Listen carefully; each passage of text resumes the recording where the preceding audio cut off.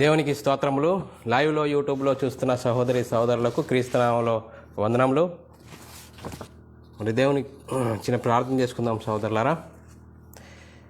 పరలోకమందున మా తండ్రి, నీ ప్రియకుమారుడు యేసుక్రీస్తునామంలో కృతజ్ఞతాస్తుతులు స్తోత్రం చెల్లించుకుంటున్నాం నాయన. ఇంతవరకు సజీవ లెక్కలో ఉంచుకొని ఉదయకాల సమయంలో నీ సన్నిధిలో చేరి ఈరోజు బైబిల్ తరగతి చెప్పుకోవడానికి కృప చూపినందుకు కృతజ్ఞతాస్తుతులు స్తోత్రం చెల్లించుకుంటున్నాం నాయన. మరి ఈరోజు బైబిల్ తరగతులు ఆత్మ సంబంధమైన సంగతులతో సరిచూసుకొని మాలో ఉన్న లోటుపాట్లను, మాలో ఉన్న లోపాలను సరిదిద్దుకొని నీకు మహిమకరంగా, నీకు ఘనత తెచ్చే వారంగా ఉండుట కొన్ని కృపను అనుగ్రహించండి అయినా. మరి చెప్తుండగా నాకు, వింటున్న సహోదరులకు నీ కృపను అనుగ్రహించి మరి ముందున్న సమయం కూడా నీ చేతులకు అప్పచెప్తూ యేసుక్రీస్తు నామమున ప్రార్థన అడిగి వేడుకుంటున్నాం తండ్రి, ఆమెన్. దేవుని కృపను బట్టి ఈరోజు బుధవారం కాబట్టి బైబిల్ తరగతి సిటిహెచ్ క్లాసు 20వ క్లాసు. మరి సహోదరులారా, ఈరోజు అంశము మరి బైబిల్లోని ఆత్మనియమము ఏం సూచిస్తుందంటే దేవునికి కృతజ్ఞతాస్తుతులు స్తోత్రం చెల్లించాలి. సహోదరులమైన మనము ఒకరికొకరు వందనములు చెల్లించుకోవాలని బైబిల్లోని ఆత్మనియమము సూచిస్తుంది, బోధిస్తుంది. దాన్ని అనుసరిస్తూ ముందుకు సాగుదాం. మరి బైబిల్లోని ఆత్మసంగతులతో మరి సరిచూసుకుంటూ ముందుకు సాగుదాం. ఏది చెప్పినా లేఖనాధారాలతో మేము ముందుంచడానికి ప్రయత్నం చేస్తున్నాను. వాక్యాన్ని సాత్వికంతో అంగీకరించి మరి వాక్యంకు లోబడదాం, భయపడదాం ప్రియులారా. మరి ఈ వాక్యం చెప్తుండగా ఒక వ్యక్తిని గురించి కానీ, ఒక సంస్థని గురించి కానీ, ఒక సంఘముని గురించి కానీ మాకే తెలుసు, మీకు ఎవరికి తెలియదు అనే ఉద్దేశంతో చెప్పట్లేదు. ఏది చెప్పినా లేఖనాధారాలతో మరి సూచిస్తూ బోధించడం జరుగుతుంది. కాబట్టి సోదరులందరూ మరి వాక్యాన్ని చూడవలసిందిగా క్రీస్తు ప్రేమను బట్టి బతిమాలుకొంచున్నాను. అందరికీ వందనములు, దేవునికి స్తోత్రాలు. మరి అంశంలోనికి వెళదాం ప్రియులరా. అంశము, ఈ రాత్రి నీ ప్రాణమును అడుగుచున్న వారెవరు? ప్రియులరా, అంశము, ఈ రాత్రే నీ ప్రాణమును అడుగుచున్న వారు ఎవరు? ఎవరు ఈ రాత్రి నీ ప్రాణం అడుగుచున్నారు అని చూసుకుంటే ప్రియులరా, మరి మూలవాక్యానికి వెళ్దాం. లూకాసు వార్త 12వ అధ్యాయము 16వ వచనం నుంచి 21వ వచనం చదువుకున్నట్లయితే, మరియు ఆయన వారితో ఈ ఉపమానం చెప్పెను. ఒక ధనవంతుని భూమి సమృద్ధిగా పండెను. అప్పుడు అతడు, నా పంట సమకూర్చుకొనుటకు నాకు స్థలము చాలదు గనుక నేనేమి చేతునని తనలో తాను ఆలోచించుకొని, నేను ఇలాగు చేతును, నా కొట్లు విప్పి వాటికంటే గొప్ప వాటిని కట్టించి అందులో నా ధాన్యమంతటిని, నా ఆస్తిని సమకూర్చుకొని, నా ప్రాణముతో, ప్రాణమా, అనేక సంవత్సరములకు విస్తారమైన ఆస్తి సమకూర్చబడి ఉన్నది. సుఖించుము, తినుము, త్రాగుము, సంతోషించుమని చెప్పుకొందును అనుకొనెను. అయితే దేవుడు, వెరివాడా, ఈ రాత్రి నీ ప్రాణమును అడుగుచున్నారు. నీవు సిద్ధపరిచినవి ఎవని వాగునని అతనితో చెప్పెను. దేవుని ఎడల ధనవంతుడి కాక తన కొరకే సమకూర్చుకొనివాడు అలాగుననే యుండునని చెప్పెను. ప్రియులారా, మరి పై సంగతులను పరిశీలిస్తే మరి యేసు తన శిష్యులతో చెప్పిన ఈ ఉపమానము, ఒక ధనవంతుడు భూమి సమృద్ధిగా పండెను. అప్పుడు అతడు, నా పంట సమకూర్చుకొనుటకు నాకు స్థలము చాలదు. నా కొట్లు విప్పి వాటికంటే గొప్ప వాటిని కట్టించి అందులో నా ధాన్యమంతటిని, నా ఆస్తిని సమకూర్చుకొని, నా ప్రాణంతో, ప్రాణమా, అనేక సంవత్సరములకు విస్తారమైన ఆస్తి నీకు సమకూర్చబడి ఉన్నది. సుఖించుము, తినుము, త్రాగుము, సంతోషించుమని చెప్పుకొందును అనుకొనెను. అయితే దేవుడు, వెర్రివాడా, ఈ రాత్రే నీ ప్రాణమును అడుగుచున్నారు. నీవు సిద్ధపరిచినవి ఎవని వగునని అతనితో చెప్పెను. ప్రియులారా, మరి ఈ వాక్యాన్ని పరిశీలించినట్లయితే ప్రియులారా, మరి ఇక్కడ ఈ వాక్యంలో మరి యేసుక్రీస్తు తన శిష్యులతో చెప్తున్న ఉపమానంలో ధనవంతుడు ఒకడు ఉండెను. తన ధనవంతుడు మరి పంట బాగా పండినప్పుడు ఆ పంటను దాచుకోవడానికి మరి ఆ కొట్టు సరిపోకుంటే ఆ కొట్లను విప్పి వాటికంటే గొప్ప వాటిని కట్టి వాటిని దాంట్లో పెట్టి, నా ప్రాణమా, అనేక సంవత్సరముల నుండి విస్తారమైన ఆస్తి సమకూర్చబడెను. మరి నా ప్రాణమా, సుఖించుము, తినుము, త్రాగుదుము అని చెప్పుకుందు అనుకున్నాను. అప్పుడు దేవుడు ఏమంటాడు? వెరివాడా, అయితే దేవుడు, వెరివాడా, ఈ రాత్రే నీ ప్రాణమును అడుగుచున్నారు. ఎవరు అడుగుచున్నారు? మరి దేవుడు అడుగుతున్నాడు. ఇక్కడ స్పష్టంగా చెప్పబడ్డది, ఎవరో నీ ప్రాణమును అడుగుచున్నారు, వెరివాడా నీ ప్రాణమును అడుగుచున్నారు, నీవు సిద్ధపరిచినవి ఎవని వాగునని చెప్పెను. ప్రియులారా, ఈ ప్రియులారా, మరి ఈ వాక్యాన్ని పరిశీలించినట్లయితే ఇది ఒక ఉపమానముగా యేసుక్రీస్తు శిష్యులతో చెప్తున్నాడు. మరి దాంట్లో మరి ధనవంతుని ప్రాణమును అడుగుచున్నవారు ఎవరు? దేవుడా? మరి దేవుడు కాదే. అడుగుచున్నారు వెరివాడా అని దేవుడు అంటున్నాడు. ప్రియులారా, ఈ రాత్రి ఈ ప్రాణమును అడుగుచున్నవారెవరు?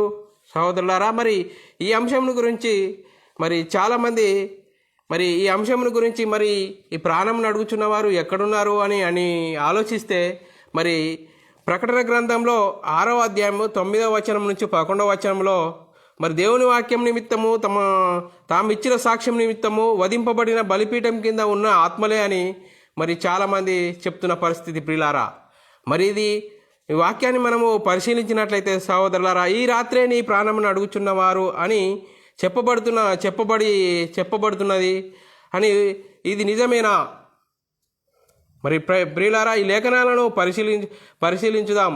ముందుగా మరి ప్రకటన గ్రంథంలో 6వ అధ్యాయం 9వ వచనం నుంచి 11వ వచనంలో రాయబడిన సంగతులను పరిశీలిద్దాం. ప్రియులారా, మరి ఇది ఉపమానము, ఇక్కడ చెప్పబడుతున్నది ఏంటిది అని ఆలోచిస్తే మరి ప్రకటన గ్రంథం చదువుకుందాం. ప్రియులారా, ప్రకటన గ్రంథము 6వ అధ్యాయము 9వ వచనం నుంచి 11వ వచనం చదువుకున్నట్లయితే, ఆయన 5వ ముద్ర విప్పినప్పుడు దేవుని వాక్యం నిమిత్తము తాము ఇచ్చిన సాక్ష్యం నిమిత్తము వధింపబడిన వారి ఆత్మలను బలిపీఠం కింద చూచి తిని, వారు నాదా సత్యస్వరూపి పరిశుద్ధుడా, ఎందాక తీర్పు తీర్చకయు మా రక్తం నిమిత్తము భూనివాసులకు ప్రతిదండన చేయక ఉందు అని బిగ్గరగా కేకలు వేసిరి.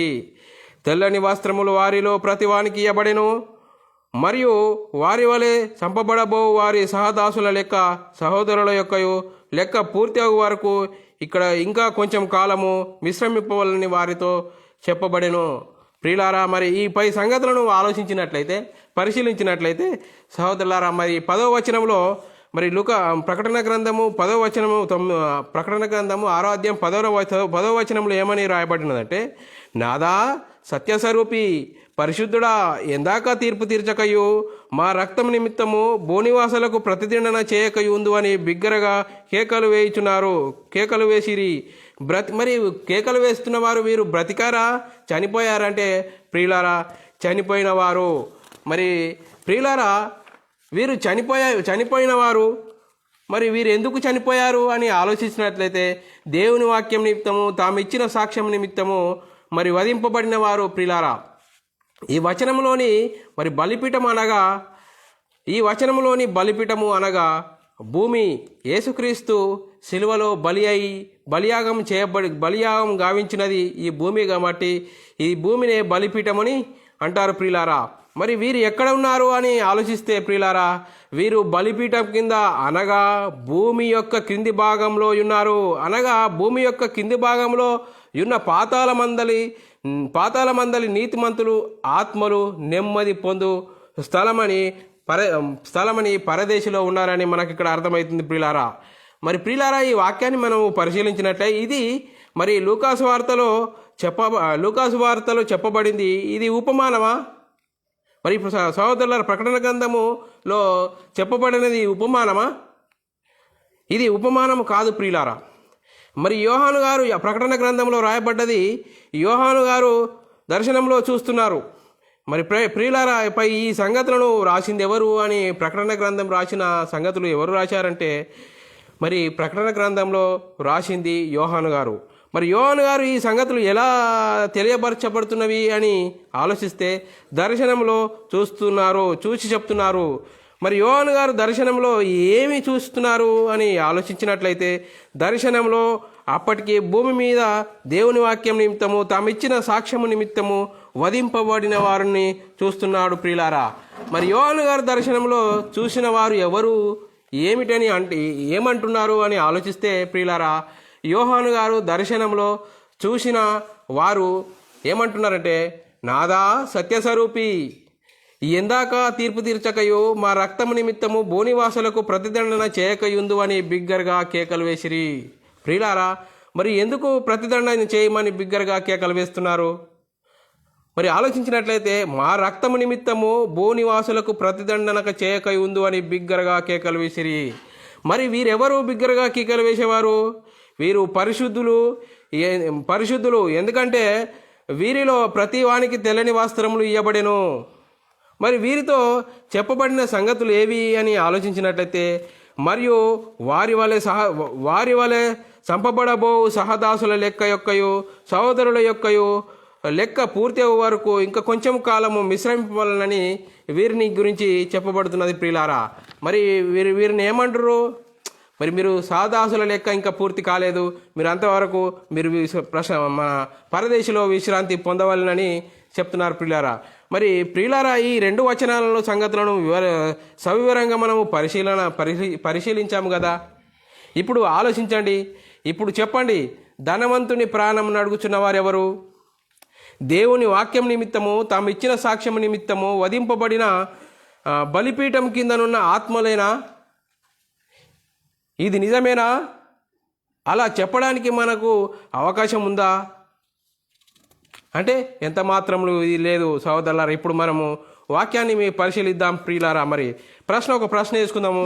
మరి బలిపీఠం కింద మరి పరిశుద్ధులైన వారు నా ప్రాణమా అనేక సంవత్సరములకు విస్తారమైన ఆస్తి నీకు సమకూర్చబడి ఉన్నది, సుఖించుము, తినుము, త్రాగుము, సంతోషించుమని చెప్పుకొందునని ధనవంతుని తీర్పు తీర్చుమని అడుగుచున్నారా? మరి బలిపీఠం కింద ఉన్నవారేనా ధనవంతుని ప్రాణం అడుగుచున్నారు? లేకపోతే మరి ఎవరు తీర్పు తీర్చమని అడుగుచున్నారు అని వాక్యాన్ని పరిశీలిద్దాం సహోదరులారా. అసలు లూకాసు వార్తలో 12వ అధ్యాయము 16వ వచనం నుంచి 21వ వచనంలో చెప్పబడిన ఉపమానాన్ని ప్రకటన గ్రంథంలో 6వ అధ్యాయం 9వ వచనం నుంచి 11వ వచనంలో వ్రాయబడిన దర్శనంలోని సంగతులు ఏమైనా సంబంధం ఉన్నదా అని పరిశీలిస్తే సహోదరులారా, ఏమాత్రము సంబంధం లేదని ఇక్కడ మనకు అర్థమవుతుంది ప్రియులారా. ప్రకటన గ్రంథంలో 6వ అధ్యాయం 9వ వచనం నుంచి 11వ వచనంలో వ్రాయబడిన సంగతులు మరి సాదృశ్యాలు కాదు, ఉపమానాలు కాదు, రూపకలంకారము కాదు. ఇవి దర్శనంలో యోహాను గారు చూసిన సంగతులు ప్రియులారా. మరి దర్శనంలో యోహాను గారు ఎక్కడ జరుగుతున్న సంగతులు చూసి తెలుసుకుని చెప్తున్నాడు అని ఆలోచించినట్లయితే, దర్శనంలో యోహాను గారు పరదేశంలో జరుగుతున్న సంగతులను చూసి తెలుసుకొని చెప్తున్నాడు ప్రియులారా. మరి పరదేశంలో ఉన్నవారు ఎవరు ఏమని కేకలు వేయుచున్నారు అని ఆలోచిస్తే, పరదేశంలో ఉన్నవారు ఏమని అడుగుతున్నారంటే 6వ అధ్యాయం 10వ వచనంలో, ప్రకటన గ్రంథము, నాదా సత్యస్వరూపి పరిశుద్ధుడా, ఎందాక తీర్పు తీర్చకయు మా రక్తం నిమిత్తము భూనివాసులకు ప్రతిదండనక చేయకయుందు అని బిగ్గరగా కేకలు వేసిరి ప్రియులారా. కాబట్టి ఈ సంగతులు ఉపమానాలు కాదు, మరి పరదేశంలో జరుగుతున్న సంగతులు దర్శనము ద్వారా చూసి చెప్తున్న సంగతులు ప్రియులారా. కానీ ప్రియులారా, మరి లూకాసు వార్తలో 12వ అధ్యాయంలోని సంగతులు ఉపమానములకు సంబంధించిన సంగతులు ఇక్కడ మనకు అర్థమైపోయింది పూర్తిగా. కనుక ప్రకటన గ్రంథంలో 6వ అధ్యాయం 9వ వచనం నుంచి 11వ వచనం వరకు వ్రాయబడిన సంగతులు లూకాసు వార్త 12వ అధ్యాయంలోని సంగతులు ఎలాంటి సంబంధం లేదు. ఇంకా విపులంగా మనము చెప్పాలంటే, ఈ రాత్రి ధనవంతుని ప్రాణమును అడుగుచున్నవారు పరదేశంలోని ఉన్న పరిశుద్ధులు ఎందుకు కాదు అంటే, సహోదరులు, ఇక్కడ మనము పరదేశంలోని ఉన్న పరిశుద్ధులు ధనవంతుణ్ణి ఒక్కడైనా ప్రతిదండన చేయమని అడుగుటలేదు. వాళ్ళు ఒక్కొని ధనవంతునే మరి ప్రాణాన్ని అడగట్లేదు. వాళ్ళు ఎవరిని అడుగుతున్నారంటే భూనివాసులకు ప్రతిదండన చేయకయుందు అని బిగ్గరగా కేకలు వేస్తున్నారు ప్రియులారా. వీరు దేని కొరకు భూనివాసులందరినీ ప్రతిదండన చేయకయుందు అని బిగ్గరగా కేకలు వేసిరి? మా రక్తం నిమిత్తము భూనివాసులకు ప్రతిదండన చేయకయో ఉందువని బిగ్గరగా కేకలు వేసిరి ప్రియులారా. మరి లూకాసు వార్తలో 12వ అధ్యాయంలో యేసుక్రీస్తు వారు ఉపమానం చెప్తున్నాడు. మరి యేసుక్రీస్తు వారు ఉపమానంలో చెప్పబడిన సంగతులకు యోహాను గారు దర్శనంలో పరదేశంలో జరుగుతున్న సంగతులు చూసి చెప్పే సంగతులకు ఏ విధమైన సంబంధము లేదు అని ఇక్కడ మనకు అర్థమవుతుంది ప్రియులారా. మరి పరదేశంలో ఉన్న పరిశుద్ధులు అడిగేది ఏమిటంటే భూనివాసులకు ప్రతిదండన చేయకయు ఉందువని బిగ్గరగా కేకలు వేస్తున్నారు ప్రియులారా. మరి బలిపీఠం కింద అనగా భూమి కింద ప్రాతాల లోకంలో పరదేశంలోనికి మొదటిగా వచ్చిన వారు ఎవరు అని ఆలోచించినట్లయితే బలిపీఠం కింద అనగా భూమి కింద పాతాల లోకంలోని పరదేశంలోనికి మొదటిగా వచ్చిన వారు ఏబేలు. మరి ఏబేలు మొదలుకొని పరదేశంలో వచ్చిన వారందరూ ఏమంటున్నారు వాళ్ళు పరదేశంలో వచ్చిన వారు, నాదా సత్యస్వరూపి పరిశుద్ధుడా, ఎందాక తీర్పు తీర్చకయు మా రక్తం నిమిత్తము భూనివాసులకు ప్రతిదండన చేయకయుందు అని బిగ్గరగా కేకలు వేయుచున్నారు. ప్రియులారా, ఈ వాక్యాన్ని మనము ఆలోచించినట్లయితే అంటే ఇవి దేని గురించి చెప్తున్న మాటలు, ఎవరిని గురించి చెప్తున్న మాటలు? మరి భూనివాసులు ప్రతిదండన చేయకయుందు అని చెప్తున్న మాటలు భూనివాసులకు ప్రతిదండన ఎప్పుడు జరుగుతుంది? మరి ఈ లోకాంతము క్రీస్తు రెండవ రాకడలో భూనివాసులకు ప్రతిదండన జరుగుతుంది. ఇక్కడ చాలా స్పష్టంగా మనకు అర్థమవుతుంది ఏదనగా సహోదరులారా, భూనివాసులకు ప్రతిదండన చేయక ఉందు అని అన్నదానికి ఈ రాత్రి నీ ప్రాణమును అడుగుచున్నారు అని చెప్పిన మాటకు చాలా వ్యత్యాసం ఉన్నది. ఈ రెండు సందర్భాలకు ఎలాంటి సంబంధం లేదు. మరి వాక్యం ఎంత స్పష్టంగా మనకు ఇప్పుడు అర్థమైపోతుంది. ఈ రాత్రి నీ ప్రాణమును అడుగుచున్నవారు అని చెప్పినది ఒక వ్యక్తిని గురించి అడుగుచున్నారు, కానీ పరదేశంలో ఉన్నవారు భూనివాసులకు ప్రతిదండన చేయకయుందు అని అడుగుచున్నారు. మరి లూకాసు వార్తలో 12వ అధ్యాయంలో యేసుక్రీస్తు వారు ఉపమానం చెప్తున్నాడు. యేసుక్రీస్తు వారు ఉపమానంలో చెప్పబడిన సంగతులు యోహాను గారు దర్శనంలో పరదేశంలో జరుగుతున్న సంగతులను చూసి చెప్పిన సంగతులకు ఏ విధమైన సంబంధం లేదు. ఇక్కడ ఈ రెండిటికి ఎలాంటి సంబంధం లేదని మనకి ఇక్కడ అర్థమవుతుంది ప్రియులారా. మరి లూకాసు వార్తలో 12వ అధ్యాయంలోని సంగతులు, ప్రకటన గ్రంథంలోని 6వ అధ్యాయంలోని సంగతులు జత చేయడము ఎలాంటి సబబు కాదు. ఇలా జత చేయడము అనేది వాక్యానుసారమైనది కాదని ఇక్కడ మనకు అర్థమైపోతుంది ప్రియులారా. మరి ఇంతకీ దేవుని ఎడల ధనవంతుడు కాగా తన కొరకే ధనము సమకూర్చుకొని వాడైన ధనవంతుని యొక్క ప్రాణమును అడుగుచున్నవారు ఎవరు? మరి ఈ సత్యాన్ని మనము తెలుసుకోవడానికి ప్రయత్నం చేద్దాం ప్రియులారా. మరి వీరు ఎవరు అడుగుతున్నారని ఆలోచించినట్లయితే వీరు మోసముగా బిగబట్టిన కూలి మొర్రపెట్టుచున్నదట. మరి సహోదరులారా, మరి ఈ ధనవంతులు ఎవరు? ధనవంతులను గురించి మనం పూర్తిగా తెలుసుకోవాలంటే యాకోబు రాసిన పత్రికకు యాకోబు గారు చాలా స్పష్టంగా చెప్పారు ప్రియులారా. మరి యాకోబు రాసిన పత్రిక 5వ అధ్యాయం 1-3 వచనాలు చదువుకున్నట్లయితే, ఇదిగో ధనవంతులారా, మీ మీదికి వచ్చడి ఉపద్రవమును గురించి ప్రాలాపించి ఏడువుడి. మీ ధనము చెడిపోవును, మీ వస్త్రములు చిమ్మట కొట్టిన వాయను, మీ బంగారమును మీ వెండియు తుప్పు పట్టినవి, వాటి తుప్పు మీ మీద సాక్ష్యముగా ఉండి అగ్ని వలె మీ శరీరములను తినివేయునని అంత్యదినముల యందు ధనము కూర్చుకొంటిరి. ప్రియులారా, వాక్యాన్ని మనము ఈ ధనవంతుని గురించి యాకోబు రాసిన పత్రికలో ఇక్కడున్న ధనవంతుడు ఏం చేశాడు, ఏం అక్రమంగా సంపాదించిన దాని గురించి ఏమి మొరపెడుతున్నది అని ఆలోచించినట్లయితే యాకోబు రాసిన పత్రిక 5వ అధ్యాయం 4-5 వచనాలు చదువుకున్నట్లయితే, ఇదిగో మీ చేలు కోసిన పనివారికి ఇయ్యక మీరు మోసముగా బిగబట్టిన కూలి మొరపెట్టుచున్నది.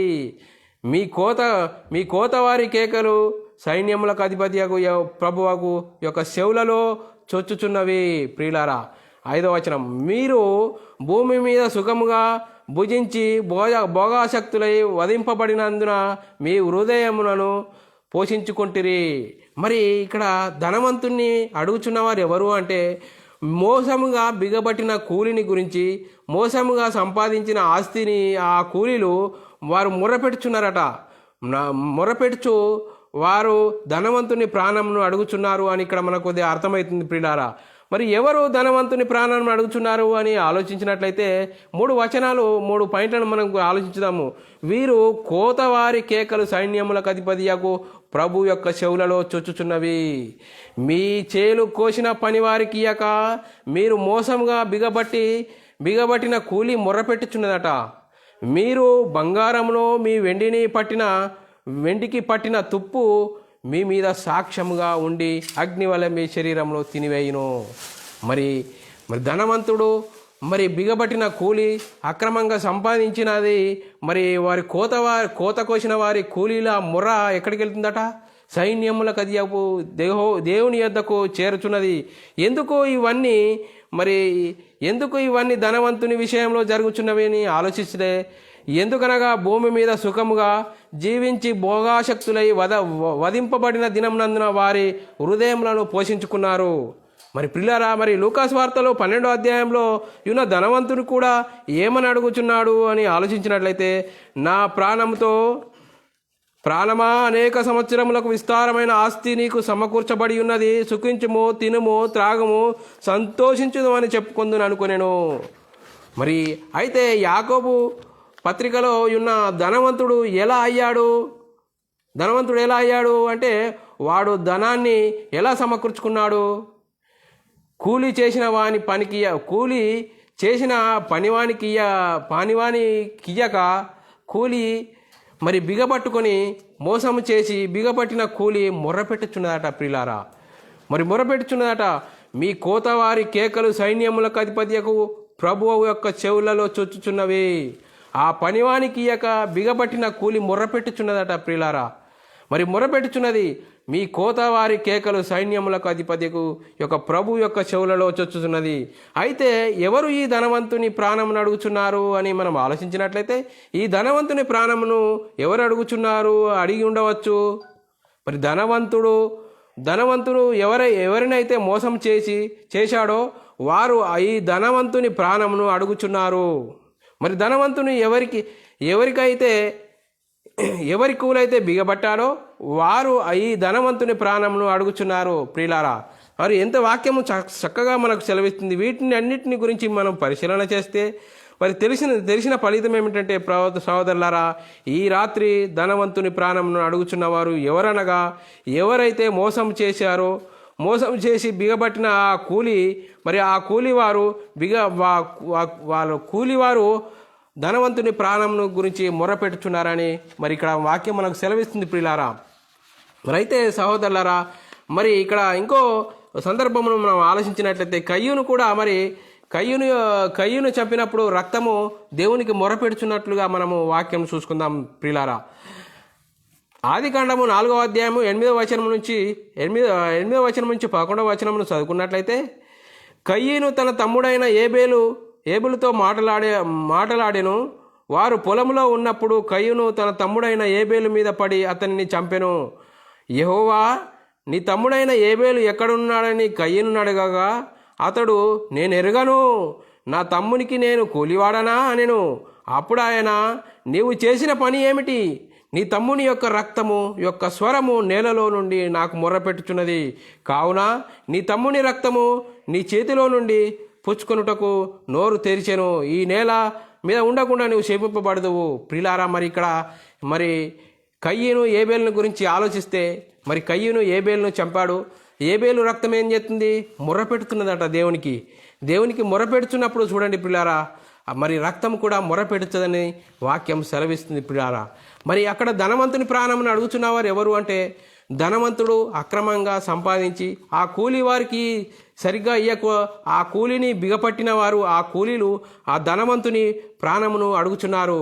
వారు అక్రమంగా సంపాదించిన ఆ బంగారము, ఆ వెండి, ఆ తుప్పు వాటి మీద వారికి ధనవంతునికి సాక్ష్యంగా ఉన్నట్లుగా మనం ఇక్కడ వాక్యము ఆలోచించి అర్థమవుతుంది. ప్రియులారా, సహోదరులారా, ధర్మశాస్త్రం అమల్లో ఉన్నప్పుడు ఇజ్రాయేలీలకు ఒక నియమం ఉండెను. ఏ నియమము అంటే, ఏనాటి కూలి ఆనాటికి ఇవ్వకపోతే సూర్యుడు అస్తమించే వరకు ఆ కూలి యజమానుడు ఆ కూలివానికి ఇయ్యాలి.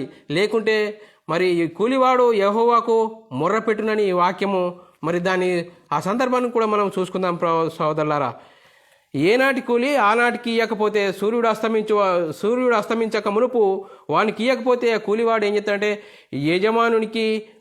యజమానుని బట్టి యెహోవాకు మొర్రపెట్టును. ఆ మొర్ర ఏమవుతుంది? యజమానునికి పాపమగును.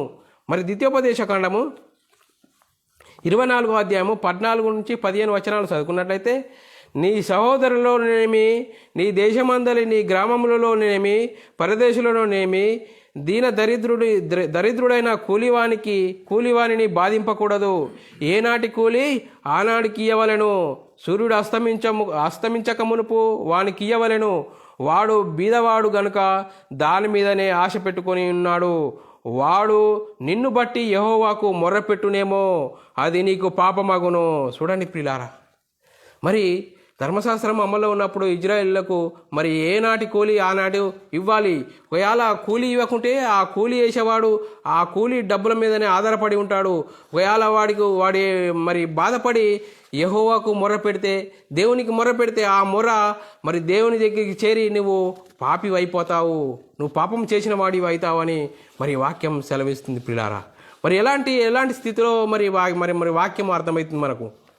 మరి ధనవంతుని ప్రాణం అడుగుచున్న వారు ఎవరు అని ఇక్కడ మనము వాక్యాన్ని మనం ఆలోచిస్తే, ధనవంతుని ప్రాణం అడుగుచున్న వారు మరి ఆ కూలివారని ఇక్కడ మనకు వాక్యం అర్థమవుతుంది ప్రియులారా. మరి అలాగే ప్రియులారా, మరి నీ మరి మరి మరి ధనవంతుని గురించి మనకు కొద్దిగా అర్థమైపోయింది.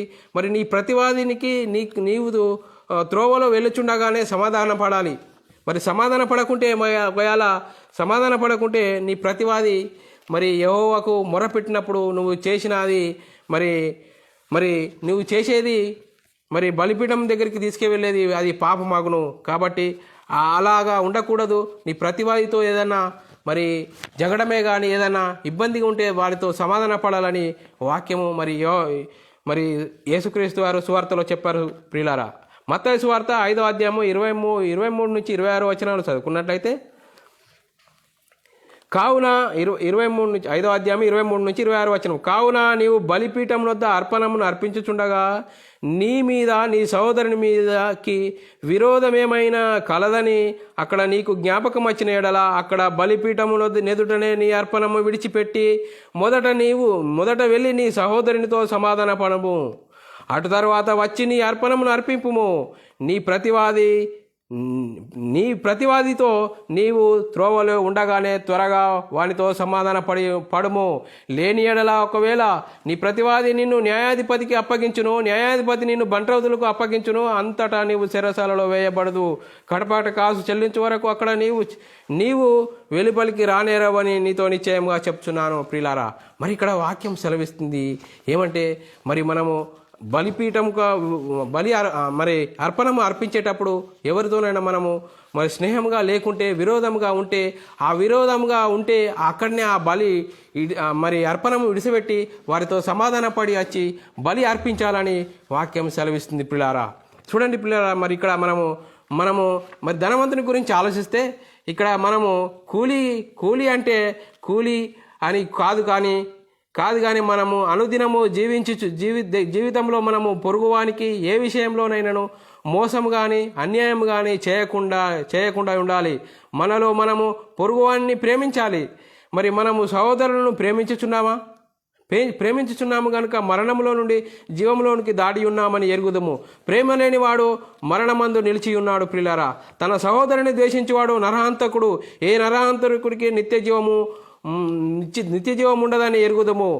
ఆయన ఆజ్ఞ ఏదనగా కుమారుడైన యేసుక్రీస్తు నామమును నమ్ముకొని ఆయన మనకు ఆజ్ఞనిచ్చిన ప్రకారము ఒకరినొకరు ప్రేమించుకొనవలనదియే ప్రియులారా. ఆయన ఆజ్ఞలను గైకొననివాడు ఆయన యందు నిలిచి ఉండును ప్రియులారా. ఆయన వాని యందు నిలిచి ఉండును, ఆయన మన యందు నిలిచి ఉండు. ఆయన మనకు అనుగ్రహించిన ఆత్మమూలం గురించి తెలుసుకుంటున్నాము ప్రియులారా. మరి ఇక్కడ వాక్యాన్ని పరిశీలిస్తే ప్రియులారా, మరి వాక్యం ఏం సెలవిస్తుందంటే ప్రియులారా, ధనవంతుడు మరి ప్రాణమును అడుగుచున్నారు అంటే ఎవరు అడుగుచున్నారు?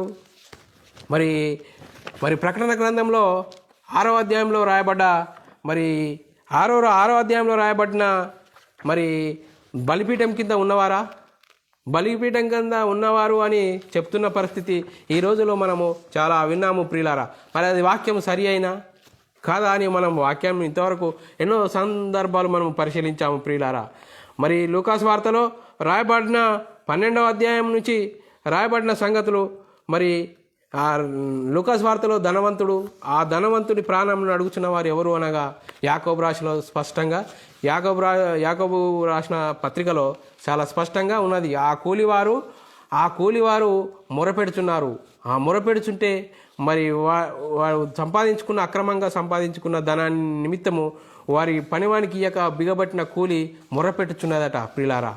మరి ఈ వాక్యమును బట్టి మనము ఏం తెలుసుకున్నామంటే సహోదరులారా, మనం ఎలాంటి జీవితం కలిగి ఉన్నాము, మరి దేవుని కోసం దేవుని వాక్యం నిమిత్తము ఎలాంటి పరిస్థితిలో ఉన్నాము, మరి వాక్యము ఆ విధంగా చెప్తున్నప్పుడు వాక్య ప్రకారంగా మనం ఉండాలి కదా ప్రియులారా.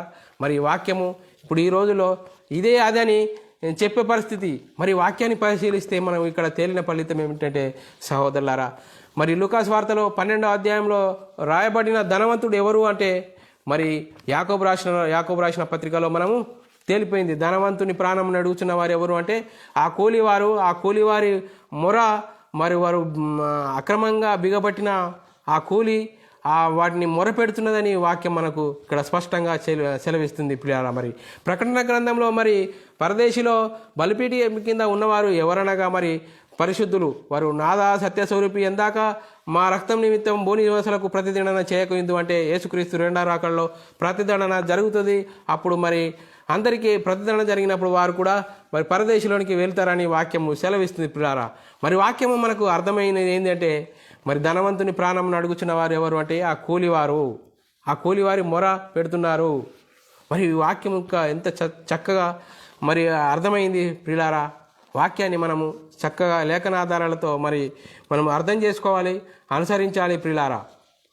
మరి ప్రియులారా, మనము ఈ వాక్యాన్ని బట్టి మనం ఏం తెలుసుకున్నామంటే మనము ధనము సంపాదించుకోవడము అన్యాయం కాదు, న్యాయంగా ధర్మంగా సంపాదించుకోవాలి. మరి వేరే మన సహోదరులకు స్వార్థ విషయంలో మనము ఖర్చు పెట్టాలి, సహాయం చేయాలి. మరి అలా చేస్తూ మనము దేవునికి మహిమకరంగా ఘనత తెచ్చేవారంగా ఉంటూ మనము ముందుకు సాగుదాం ప్రియులారా. మరి ఇంత గొప్ప ధన్యత దేవుడు మనకు అనుగ్రహించిన విధానంలో దేవునికి స్తోత్రాలు. ఇంతవరకు వాక్యం విన్న సహోదరులందరూ వాక్యాన్ని పరిశీలనతో మరి లేఖనాధారాలు మేము ముందుంచాము కాబట్టి వాక్యాన్ని సాత్వికంతో అంగీకరించవలసిందిగా క్రీస్తు ప్రేమను బట్టి బతిమాలుకుంటున్నాను సహోదరులారా. మరి మా పరిచర్య నిమిత్తము అనుదిన ప్రార్థనలో జ్ఞాపకం చేసుకోండి. ఇలాంటి ఆత్మీయమైన అంశాలు వినాలనుకుంటున్నారా? యూట్యూబ్లో బైబుల్ విజ్డమ్ అకాడమీ అని మరి సబ్స్క్రైబ్ చేసుకున్నతో మరి అప్లోడ్ చేసేవారికి ప్రతి ఒక్కరి అంశాలు మీ చేరువలోనికి వస్తాయి. మరి వినండి, వాస్తవాలు తెలుసుకోండి, వాక్యానికి లోబడదాం, భయపడదాం, అనేకులకు మరి ఇంకా చేయండి. మరి అనేకులకు చేస్తూ అనేకులకు అందించిన వారంగా మరి దేవుని పరిచర్యలో ముందుకు సాగుదాం ప్రియులారా. ప్రార్థన చేసుకుందాం. పరలోకమందున్న మా తండ్రి, నీ ప్రియకుమారుడు యేసుక్రీస్తు నామములో కృతజ్ఞతాస్తుతులు స్తోత్రం చెల్లించుకుంటున్నాం నాయన. ఇంతవరకు సజీవ లెక్కలో ఉంచుకొని మరి గొప్ప ధన్యత, మరి ధనవంతుని ప్రాణం అడుగుతున్నవారు ఎవరు అనే అంశాన్ని మేము నేర్చుకున్నాం నాయన. మరి ఇంత గొప్ప ధన్యత లేఖనాధారాలతో మేము చూసుకుంటూ వాక్యంకు లోబడి భయపడి మా ఆత్మీయ జీవితంలో అన్యాయంగా సంపాదించుకోకుండా న్యాయంగా ధర్మంగా సంపాదించుకొని మరి మా సహోదరుల నిమిత్తము సువార్త విషయంలో మేము ఖర్చు పెట్టి మరి నీకు ఇష్టమైన వారంగా, నీకు ఘనత తెచ్చే వారంగా ఉండే ధన్యత మాకు అనుగ్రహిస్తున్న విధానం బట్టి కృతజ్ఞతాస్తుతులు స్తోత్రం చెల్లించుకుంటూ మరి ఇంత గొప్ప ధన్యత అనుగ్రహించినందుకు స్తోత్రం చెల్లించుకుంటూ యేసుక్రీస్తు నామములో ప్రార్థన అడిగి వేడుకుంటున్నాం తండ్రి, ఆమెన్. అందరికీ వందనములు, దేవునికి స్తోత్రాలు.